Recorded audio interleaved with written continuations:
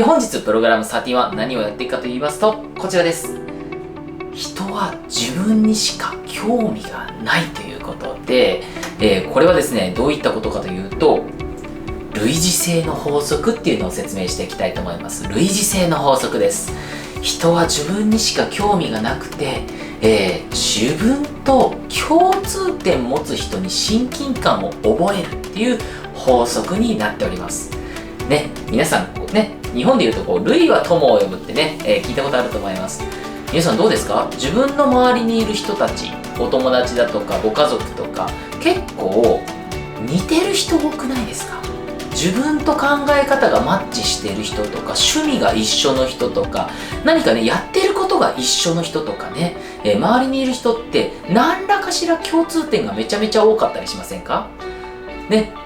類は友を呼ぶ。なんか飼い犬は飼い主に似るともね、言いますよね。類は友を呼ぶ。これがね、類似性の法則っていうものになります。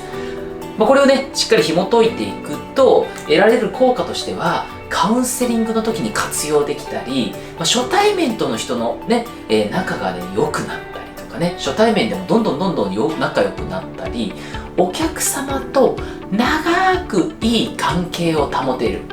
親密度ね、高い状態を長く保てる秘訣なんかもね、学べますので、ぜひしっかり学んでいただければと思います。はい。ではですね、もし少しでも勉強になりましたら、高評価、チャンネル登録、コメント、シェアなどをね、ぜひしていただければと思います。はい。では、やっていきましょう。これはですね、アメリカの社会心理学者ですね、1961年、セオドア・ミード・ニューカムっていう人が提唱したものになります。親密になっていく過程を調査したり、追加調査したりとかね、いろいろね、調べてたりしてたんですが、態度や価値観が類似していることが長期的な人間関係において重要っていうのがね、この人の実験によって分かりました。また、アメリカの心理学者、1965年提唱、ドン・バーン&ネルソンですね。この2人が提唱したのが、考え方や好みが似ているほど相手に対する好感度が高いっていうのがね、いろんな実験からね、分かってきました。つまり、共通点が多いと親近感が高くなるっていう心理学効果ですね。なぜ共通点が多いと親近感が高くなるかというと、一番初めにもね、お伝えした人間ってもう自分にしか興味がない。ね、基本的にはもう自分にしか興味がなくて、自分と似ているっていうね、自分軸で考えがちなんですよね。この人自分と似てる。自分と似てるから、自分に興味を持ってくれているんだって思うんですよね。これはね、承認欲求っていうのありましてね、人間は、みんなが持ってる欲求として承認欲求がある。それを満たされると、ね、人は嬉しくなったりだとか、それを満たしたいっていうのがね、基本的な人間の欲求になります。人間は承認欲求を満たしたいっていうね、欲求を常に抱えているので、自分と似ている、ね、共通点がある、類似性がいっぱいあるってなると、ね、自分のことを認めてくれるんではないか、自分のことをね、好きになってくれるんではないかっていうので、承認欲求が満たされて好きになっていく、親近感が高くなるっていうのがあります。つまりやっぱね、人間はね、自分のことを興味持ってもらいたいんですよ。もう自分のことしか考えてない。自分のことしか考えてないっていうわけではないんですけど、自分のこと知ってもらったら嬉しいなってやっぱね、思うっていうのが人間になります。はい。なので、皆さんが一番よく合ってる人との共通点っていうのがね、あるかないかちょっと探してみてください。これさ、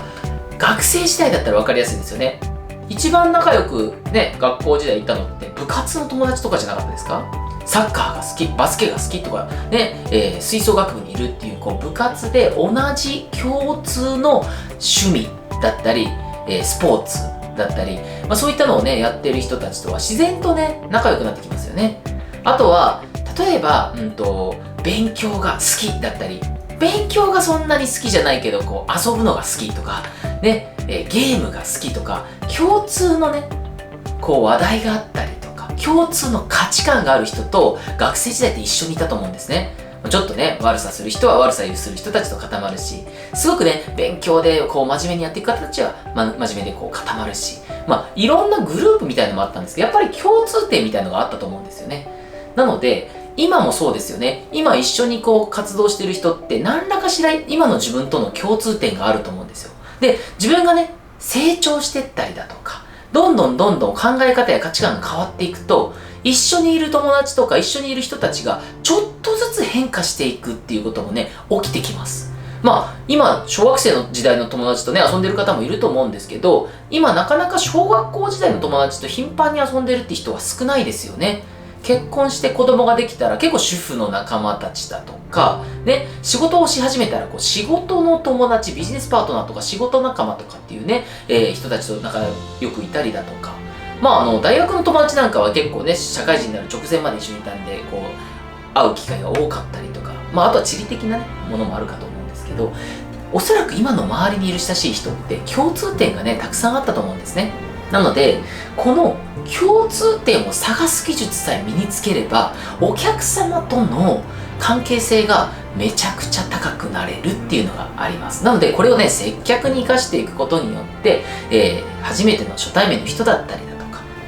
長期的にね、通ってくださるお客様との関係をね、常にいい状態に保っていて、より親密度を高い状態にするっていうのを学んでいければと思います。はい。これね、皆さんね、いろいろお伝えしているリピートや指名をするために2つの重要なポイント。これは信頼と親密度だってね、お伝えしましたよね。信頼と親密度。技術的な信頼、知識的な信頼、場所的な信頼、金額的な信頼っていう、いろんな形の信頼があって、でももう信頼はあって当たり前。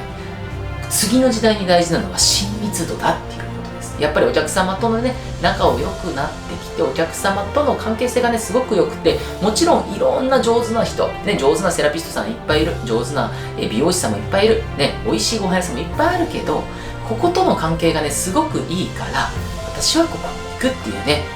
やっぱりこう親密度がこれからは大事になってきますので、この共通点を探す技術っていうのは必須になります。人間関係を良くするためにもめちゃめちゃ必須になりますので、ぜひ皆さん、覚えてみてください。